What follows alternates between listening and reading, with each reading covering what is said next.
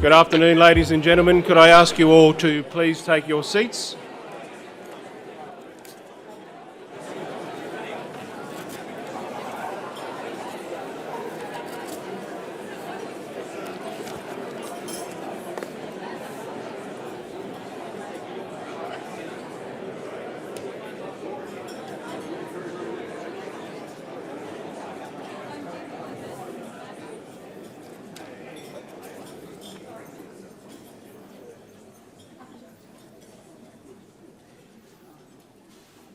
Thank you all. To the Honourable Cameron Dick MP, the Minister for State Development, Manufacturing, Infrastructure and Planning, the Mayors of Townsville and Rockhampton and other councillors who are here today, our sponsors and guests, welcome to the final Queensland Media Club event for 2017-18. My name's Barton Green from 3plus and I'll be sharing the MC duties today with Patrick Condren from Channel 7. The Queensland Media Club is the official political, business and media forum of the Queensland Parliament Media Gallery and the Media, Entertainment and Arts Alliance. The Queensland Parliament Media Gallery uses proceeds from these events to support new journalists as well as charitable causes, and the Media, Entertainment and Arts Alliance uses its share of the proceeds to support the professional development and welfare activities of its members. We present 7 events each year and we can do that only with the support of our very generous sponsors, and I would like to introduce the 2017 sponsors to you now. Our 3 naming rights sponsors for this season are Brisbane Airport Corporation, managers of the multi-award winning Brisbane Airport, Australia's leading airport and the premier aviation gateway to Queensland, who this week opened a $135 million expansion to the international terminal as part of its ongoing growth. The Civil Contractors Federation, that represents and promotes the interests of the civil construction industry, supporting the growth of the industry, its people and the development of infrastructure in regional and metropolitan Queensland. And Griffith University, ranked in the top 3% of universities worldwide, a leading provider of education in the Asia Pacific and the official partner of our recently completed Great Commonwealth Gold Coast Commonwealth Games. Please thank our 3 naming rights sponsors. Our 3 season partners this year have been Arrow Energy, an integrated CSG company working to meet the domestic and international demand for cleaner energy. Dial Before You Dig, a referral service for information on the location of utilities underground anywhere in Australia. And Stockland, Australia's largest diversified property company and Queensland's largest residential developer. Please thank our season partners. Our 4 club partners this year have been New Hope Group, an Australian-owned and operated diversified energy company with business interests and operations spanning coal mining, exploration, port operation, oil, agriculture, innovative technologies and investment. Telstra, Australia's leading telecommunications and information services company whose vision is to create a brilliantly connected future for everyone every day. Telstra operates Australia's largest and fastest national mobile network and has an international presence spanning 22 countries.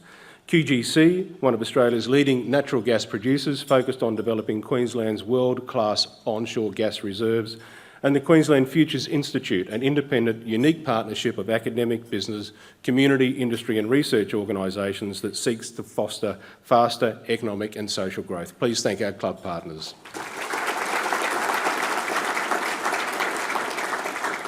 And our 2 official partners this year, Brisbane Convention and Exhibition Centre, recently named the world's best convention centre. One of Queensland's great success stories, this venue has delivered more than 19,000 events and $4 billion in economic benefit to the Queensland economy and the City of Brisbane, and has already secured 1,340 events for the centre through to the year 2029. And the managers of the Queensland Media Club, 3plus, specialists in risk and reputation management and strategic partnerships. Please thank our official partners.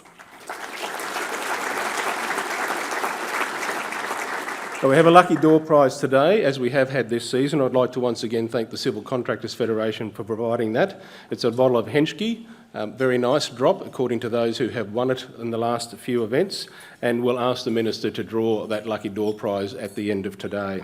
If you haven't already entered with your business card, a staff member will be visiting the tables shortly. Today, as we said, we've got the Minister for State Development, Manufacturing, Infrastructure and Planning as our special guest. Those of you on Twitter can join the conversation by using the hashtag QLD Decade for Growth, which is the title of the Minister's speech today.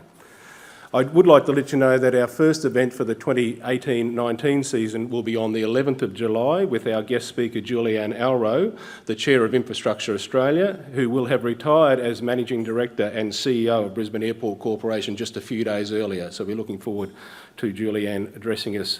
She's been a sponsor for many years, and it's the first time we'll have had her as a guest speaker.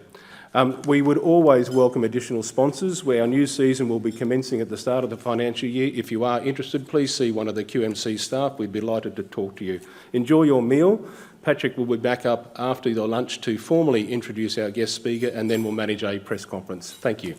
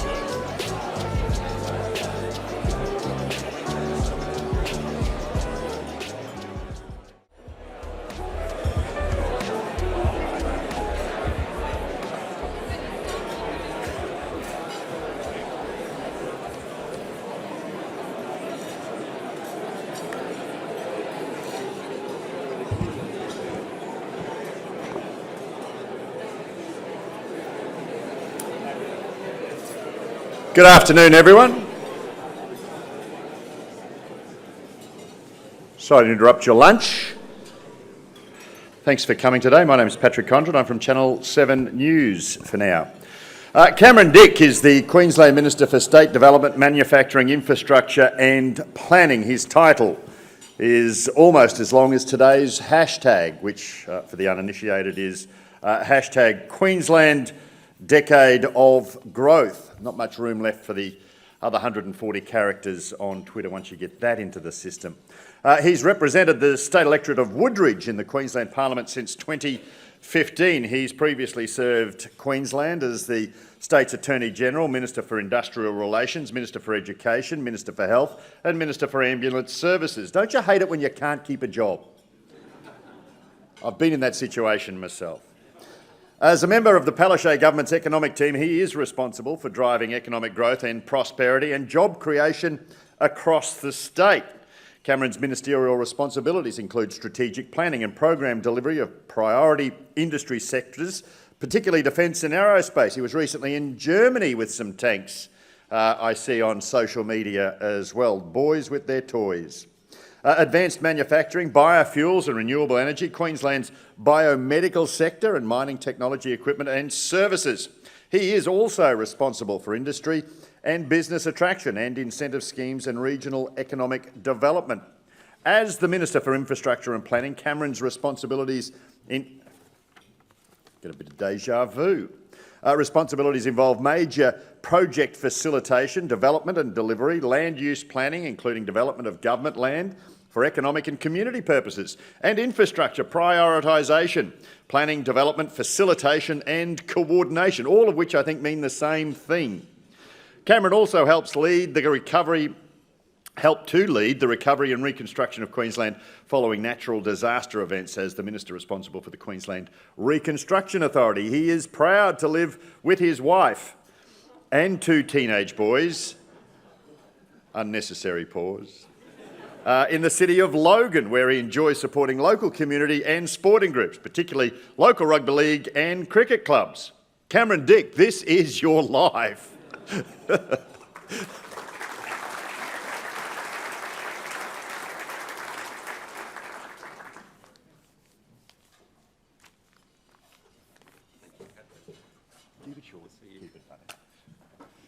Thank you, I think, Patrick, for that introduction. Appropriate pause.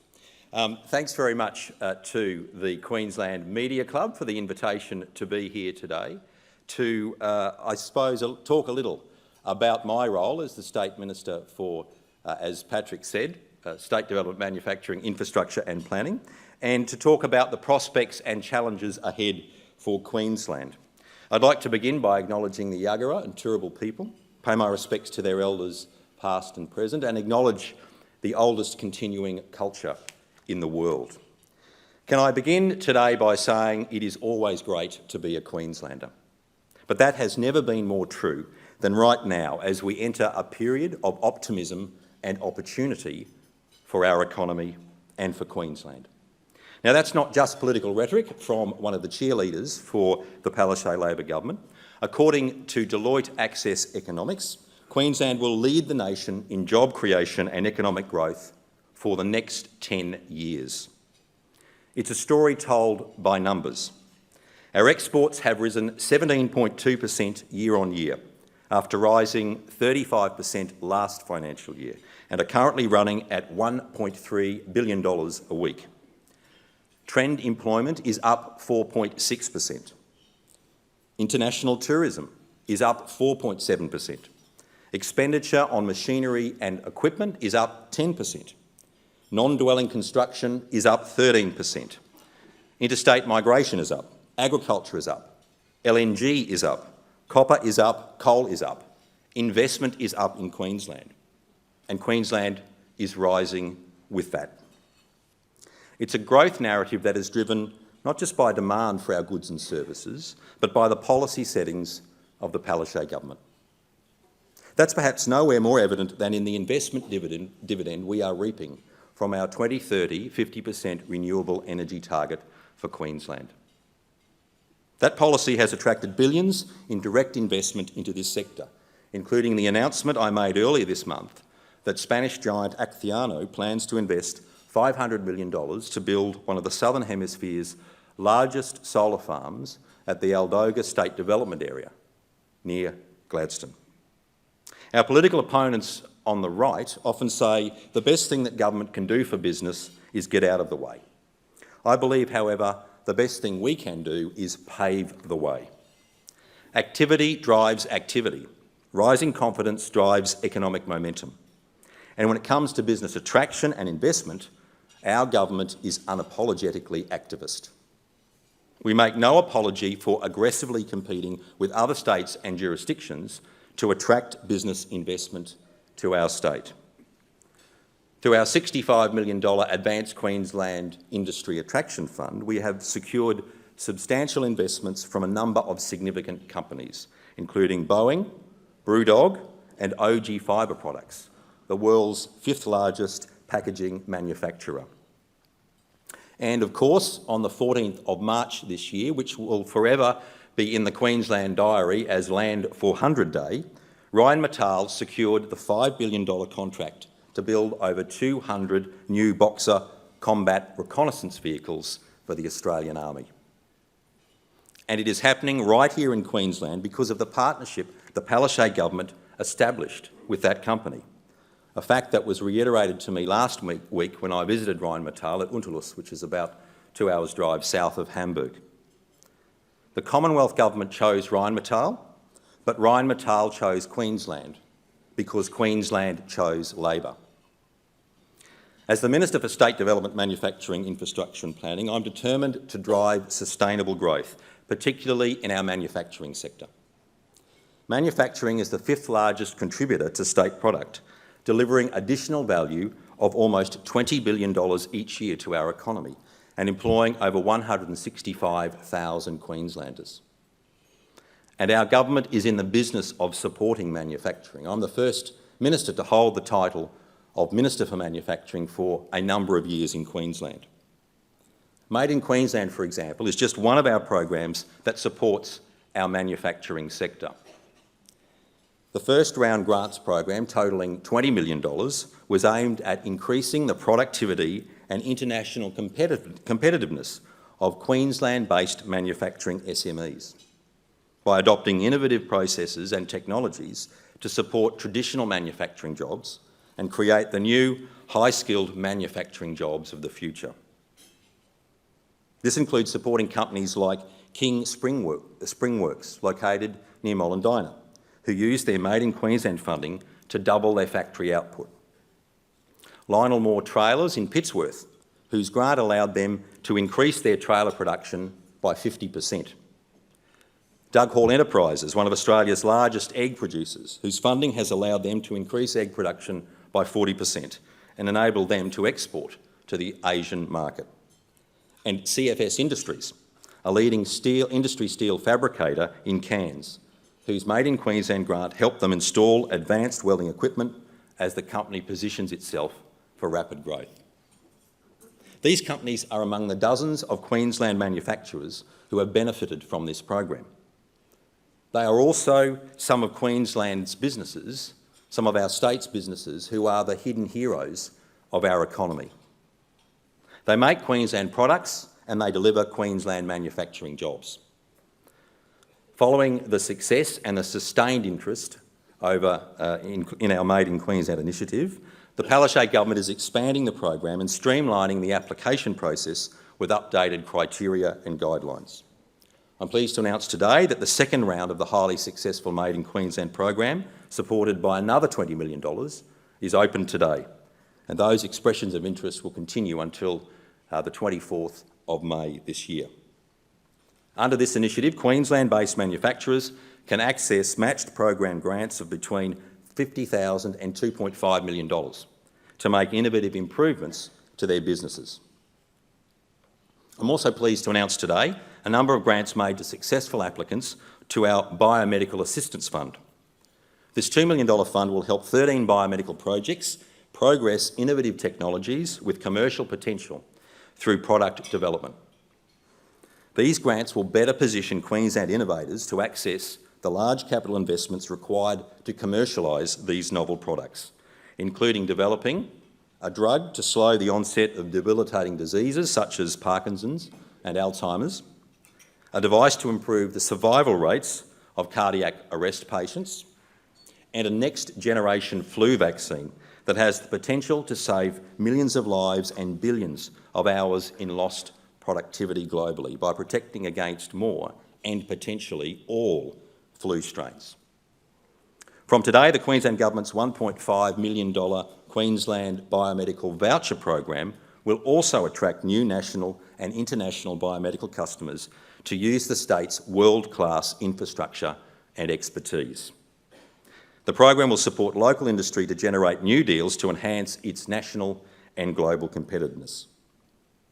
Also today, the first cohort of Queensland-based biomedical enterprises commenced an intensive pre-accelerator experience to understand their market, validate and refine their products for customers, and develop entrepreneurial thinking and capability. Queensland's $1.44 billion biomedical industry employs more than 9,000 people and is forecast to grow by up to 38% over the next decade. That growth will potentially create another 3,000 jobs. As I said, it is a great time to be a Queenslander. But to be sustainable, prosperity must be inclusive. It must be shared. To fulfil our potential, we must strive to build an economy where no one is left behind. This is central to the mission of the Australian Labor Party.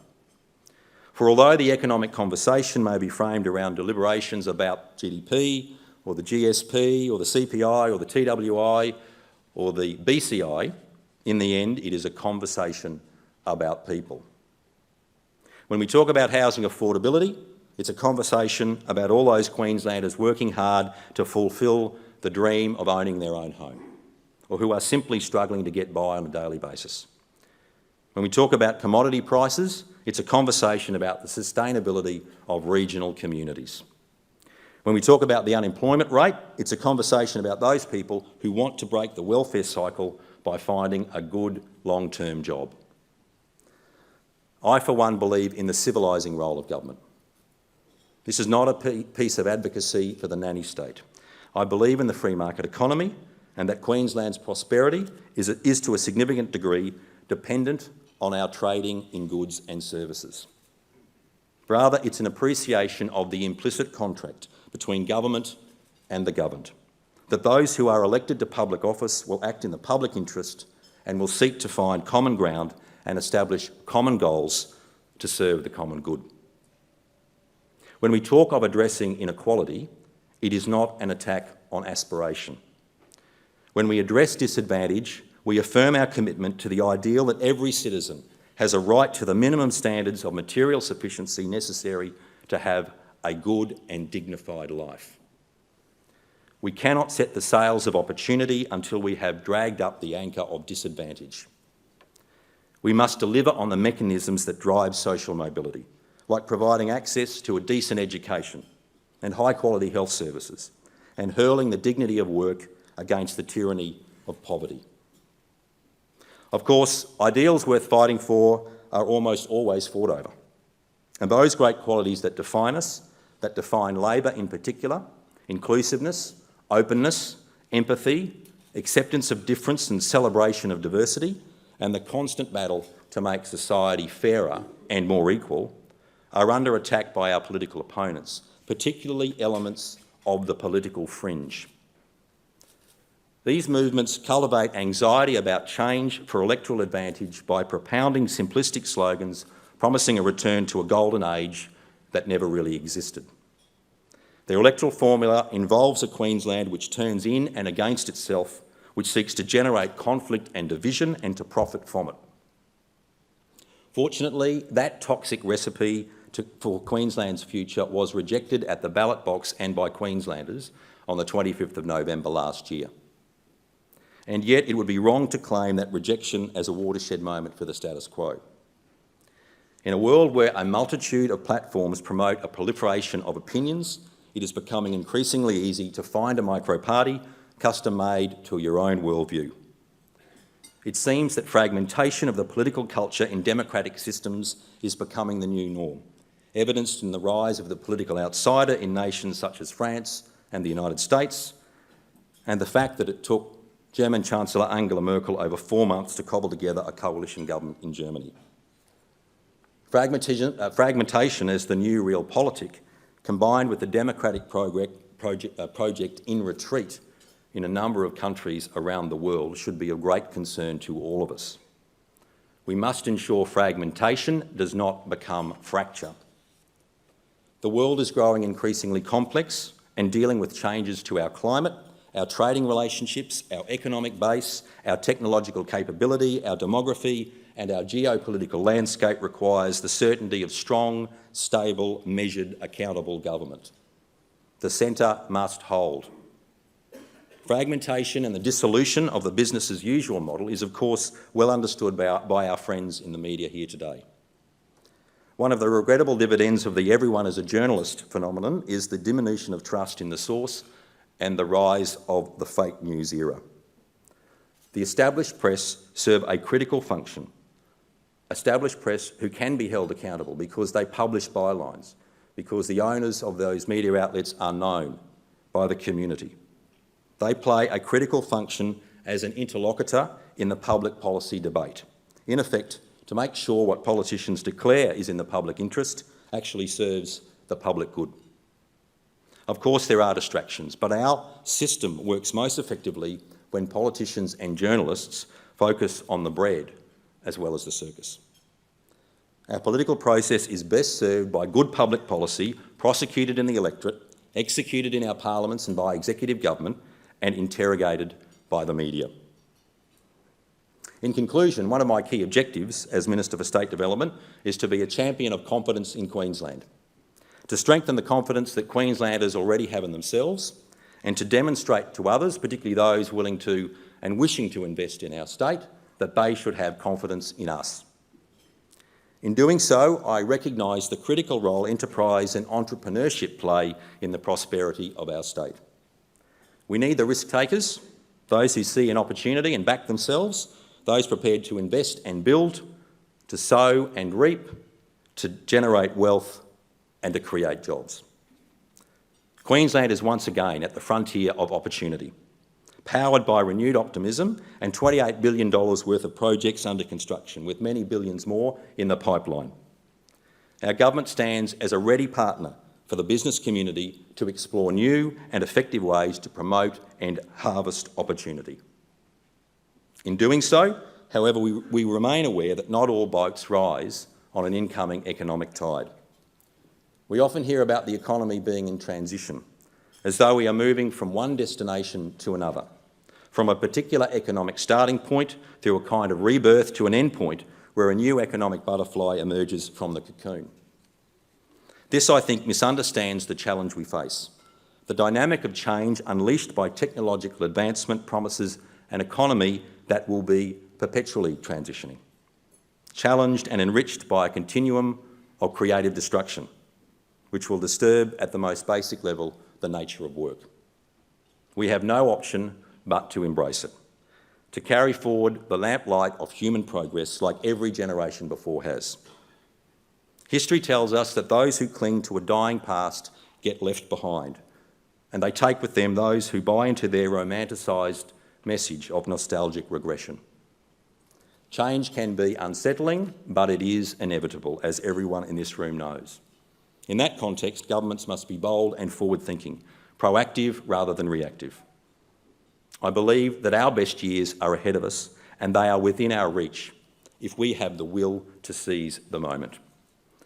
I believe in enterprise tempered by fairness, in business opportunity tempered by social justice, in a growing economy tempered by the ideals of equity and inclusiveness, a Queensland where all boats rise.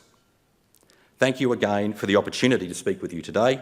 To those of you in business and industry who are here today, my door and those of the government and the department are open to you, and we look forward to working with you as we all strive to make our great state an even better place for all Queenslanders.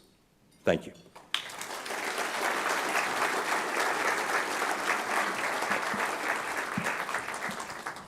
Thanks, Patrick.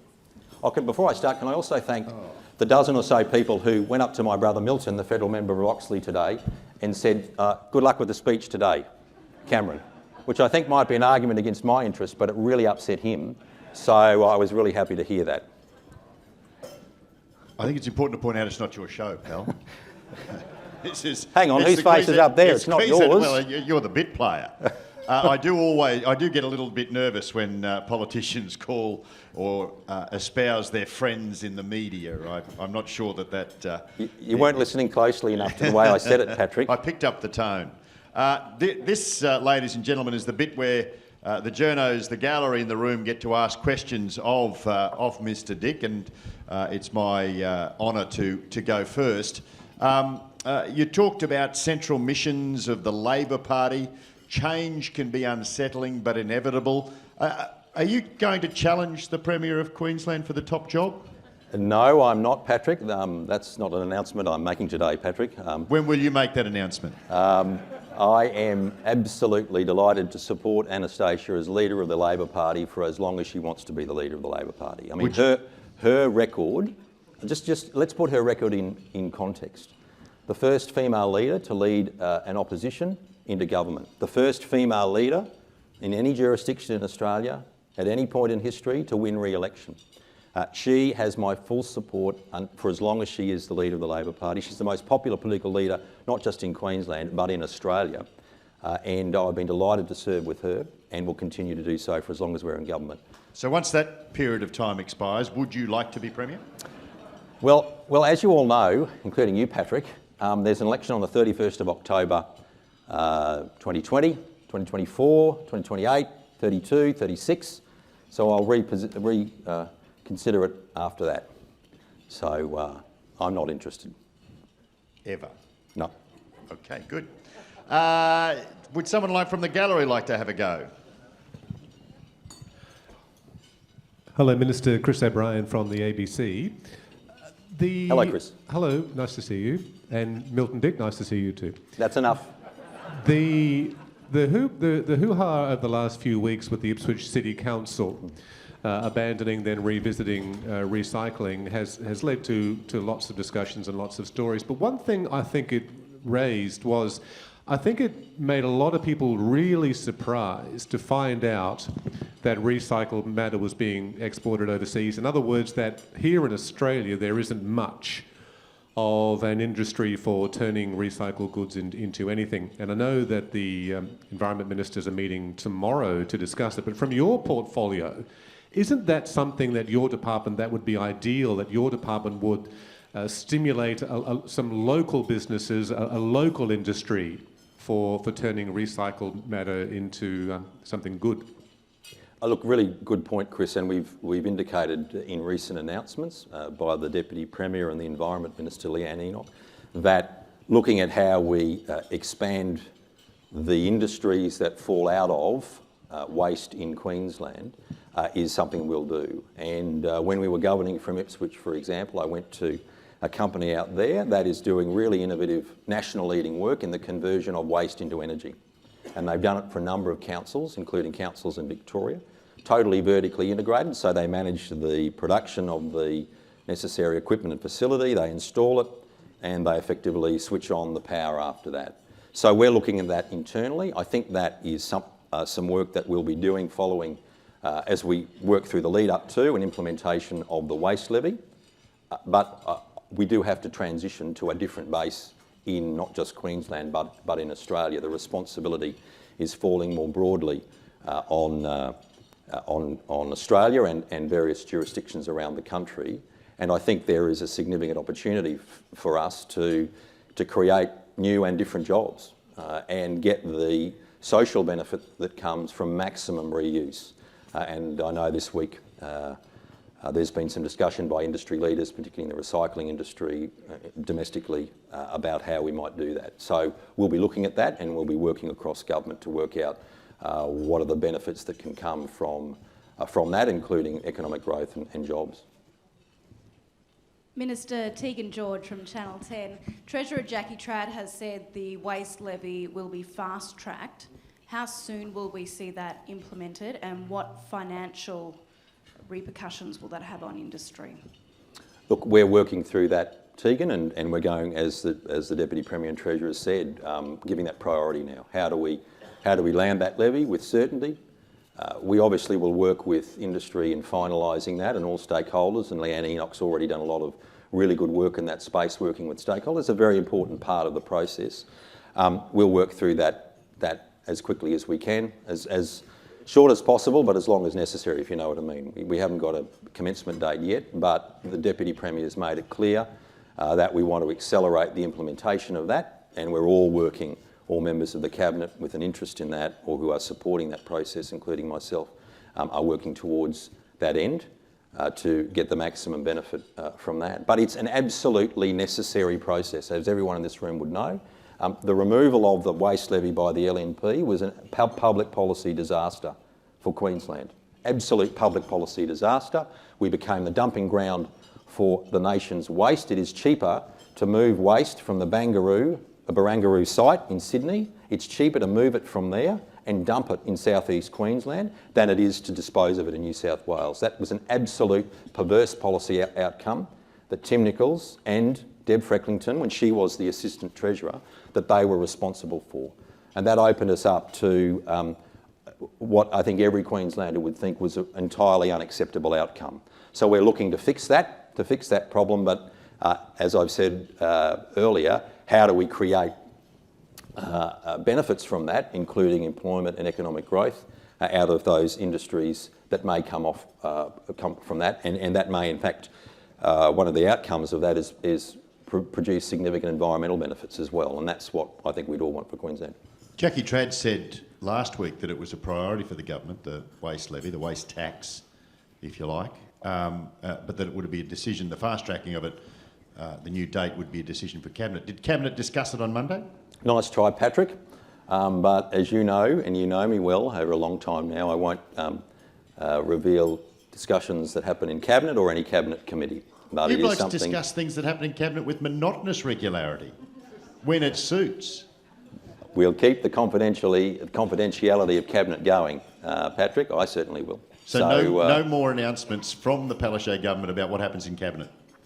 No, when Cabinet has made a decision, of course, we announce that to the world. Not only that, we publish the decision online. That was one of the reforms that I think the Bligh government introduced. So we'll continue that, and we'll obviously announce that as soon as possible, as soon as we can, but we'll work through all of the details first, and that's what people would expect of us.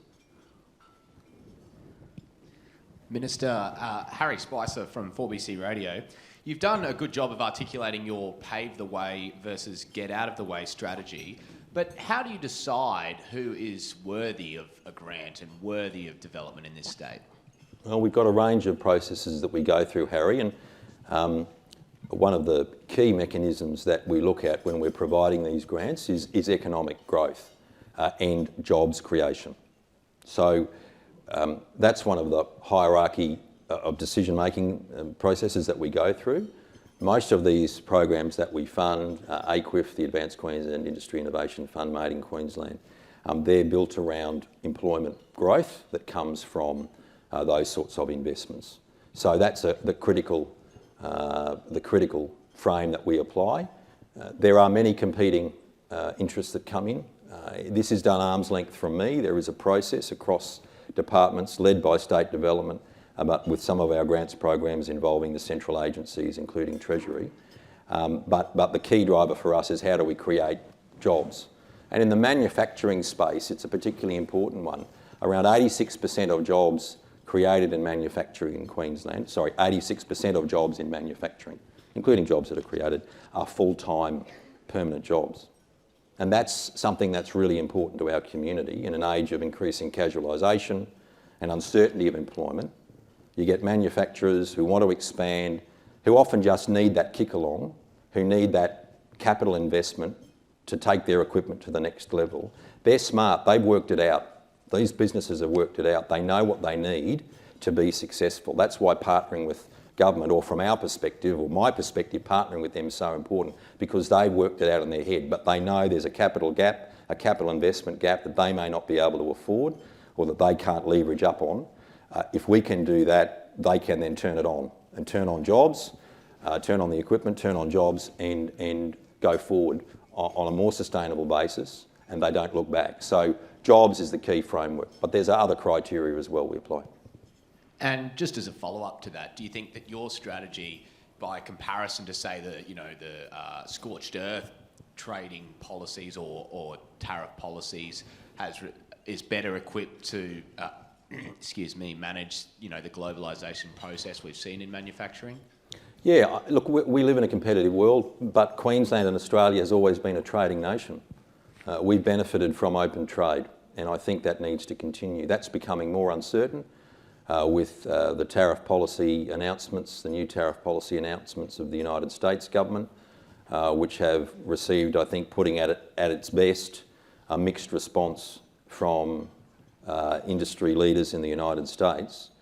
I think we benefited from that as a nation. And let's face it, we're 5 million people in Queensland, ticking over to 5 million soon, 24 million in Australia. We are a small cork on a huge ocean, a little boat, and we've got to make our way through that. But by being open, it's why I went to the United Kingdom after the Commonwealth Games for the Commonwealth Business Forum.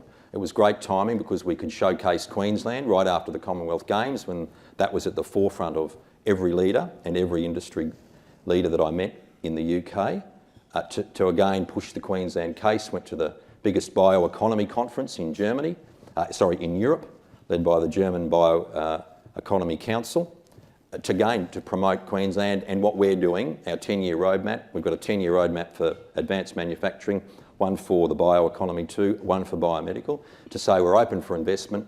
We've got a number of those trial plants already in Queensland. We want to go to full production. We're open for investment. We're open for commitment, and we're a good, solid, trusted partner where people can come to our state, invest, be successful. We get the reciprocal benefit of that, particularly in the biofuels, taking this enormous byproduct, this mountainous byproduct that we produce in the cane industry, bagasse, for example, and converting that again, putting more value into that, again, converting it for energy and other products. That's really exciting for Queensland, but we need investors and we need those committed to our state to do that. So we'll keep, boosting Queensland whenever and wherever we can. And I think that approach, being open to that, I think is better than putting up building walls. Hi, Minister. Stephen Scott from the Courier Mail. The Productivity Commission, the Queensland Productivity Commission last year issued a report that was fairly critical of schemes like that you've talked about today, and basically said that instead of picking winners through these types of schemes, you'd be better off embarking on some sort of tax reform to taxes like stamp duties. Also was fairly critical about the lack of transparency in these types of schemes, that it's very difficult to assess value for money, what return on investment. Will you be making any changes in these areas? Will you be publishing dollar amounts about what you're granting to these companies and reporting back about what value you've got out of that? Yeah, thanks, Stephen. That report is a draft report of the Queensland Productivity Commission, which we are working through as a government, and we've given very detailed consideration to that. There's a 6-month window to respond to that, and we work through the recommendations, some of which I think are very sensible and practical. So that's being again considered by the government as a whole at a cabinet level. We'll be making our response to that known very shortly. But one thing I won't do, and I'll make that very clear today, I won't put Queensland at a disadvantage, at a competitive disadvantage to other states and territories. We are in the market to attract investment to Queensland, and often that is it's a big contest between other states. It's highly fought to attract investment to our state. So I won't make decisions, and I'll be advocating internally within government that we won't be exposing Queensland to putting us at a disadvantage compared to other industry attraction schemes in other states. We need to be competitive with other jurisdictions, and we need to have certain investment attraction programs that are commercial in confidence, so we can stay ahead of other states. And there's a number of decisions we've made recently that have attracted investment to Queensland over other states. So to be clear with you, that's where I think we should go with those. But we'll look at all of those recommendations, and then the government will make a published response to that, Stephen, and we'll be doing that shortly. Hi, Minister. Sonia Kolbacher from AAP. During the election campaign last year, there was obviously a lot of talk about household bills affecting everyday Queenslanders across the state. Now, you've obviously mentioned figures today and gone on at length about various growth sectors, but I guess what I've seen over the last few months is, obviously like mining is in one part of the state, or a lot of the solar farms are in one part of the state. How does the growth that you're talking about affect every Queenslander everywhere and improve their life, in a more balanced way, in a way that I suppose better matches the ideals you spoke just earlier? Well, I think industry attraction and investment creates benefit for all Queenslanders. A growing economy distributes the benefits to everyone, and we are slated to have significant growth in our economy this year and in subsequent years. So, the bigger the pie, the more you can distribute that. And so, in the renewables industry, effectively when we came to government in 2015, nothing in the solar state of Australia, really, the sunshine state, we had nothing on the books, and now we're tracking to about $20 billion in investment. And that has the benefit of the jobs that investment creates, the ongoing jobs for sustaining that infrastructure, and a benefit for our environment. So as a government, we need to be open to growing the economy, looking for investment to grow the economy, and that's what I'll do as the State Development Minister. But we're very keen to keep the pressure down on cost of living as far as we can. We made that commitment in the election to keep household electricity prices at CPI for 2 years. No government's ever done that. I think we had the lowest wholesale electricity price. I'm happy to clarify that when we left government in 2012. We inherited the highest wholesale price under Campbell Newman, and now it's down to one of the lowest in the country. So, we're relentless about driving down cost of living where we can. And I think electricity is a good example for householders. So, we'll continue to work on that. But distributing the benefits to everyone is very important for our government. Last question. Hello, Minister. Rob Morrison from 9 News.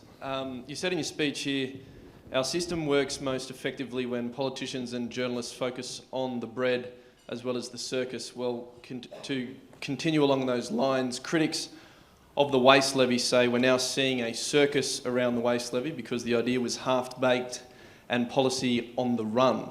And we're now seeing an entirely new waste-to-energy industry coming out of that. How long have you been trying to develop a waste-to-energy industry? How much will it cost, and how will the waste levy fund that? Well, I think it's a significant decision of the government, to go to the premise of your question, to introduce a waste levy. I think that is a big decision our government's made after the policy failure of the previous government. And I think that's the truth. And we're going to lose bark on that, but I'm proud to lose bark on those sorts of decisions because I think it's critical.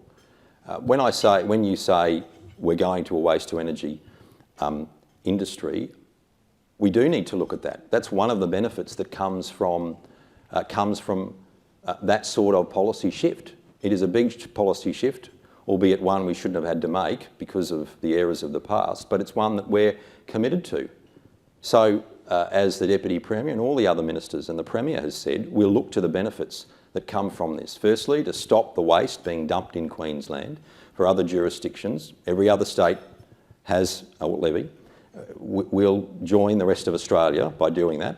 So ensuring that we get the benefits for our environment, we get the benefits for our community, and then we get the added and incidental benefits that come from that sort of shift in how not only the waste industry works, but how our economy can work. And I think that's a positive. I think that's a positive thing for our state because these sorts of energy industries, including a form of renewable energy or a different form of energy production, that's one of the technological pathways of this century. How we harness that sort of innovation to reuse products in a world that benefits our climate and our local domestic environments. So we'll work through all of that going forward. But this is a real opportunity. I think it's a genuine opportunity for Queensland, and that's why we look to all of the benefits that come from making that sort of decision. One of the easiest press conferences you've had to do for a while. Well, you only asked one question, so that made it easy for me. Wow. And pleasant too. Wow, that's going to change next time round. Won't that be fun at the next presser? Ladies and gentlemen, please thank Cameron Dick for his time today. Thanks, Patrick. Now, you've got to come and stand up here and be a barrel boy for me. Well, I was very happy to draw this out because one person will be happy and 239 won't be. So it's just the luck of the draw. This is the Lucky Door Prize, ladies and gentlemen. The winner of the Civil Contractors Federation bottle of Henschke is Patrick... Ryan Webber of Principal Consultant, Davidson... Webster. Yes, him too. Ryan Webster. Davidson, Executive and... You want longer arms? Shorter arms. Boards. There you go. Congratulations, Ryan. Is Ryan here? There he is. Collected on the way out, mate. Thank you. Please thank Cameron Dick again for us. Thanks, Patrick. Good on you, mate. Thank you. Please visit the Queensland Media Club website for a visual recording of today's speech, proudly powered by JPL Media. That was the final event of the current season. Our next event is Wednesday, the 11th of July, and it will be an address from Julianne Alro discussing her role at Infrastructure Australia after she left the Brisbane Airport Corporation. Just a reminder, if you are interested in becoming a member or a partner of the Queensland Media Club, please speak to any of the QMC team in the foyer after the event. That doesn't include me. Visit our website to keep informed of upcoming speakers and dates or to download past speeches. I would once again like to encourage our naming rights sponsors, Brisbane Airport Corporation, Civil Contractors Federation and Griffith University, as well as all our other sponsors.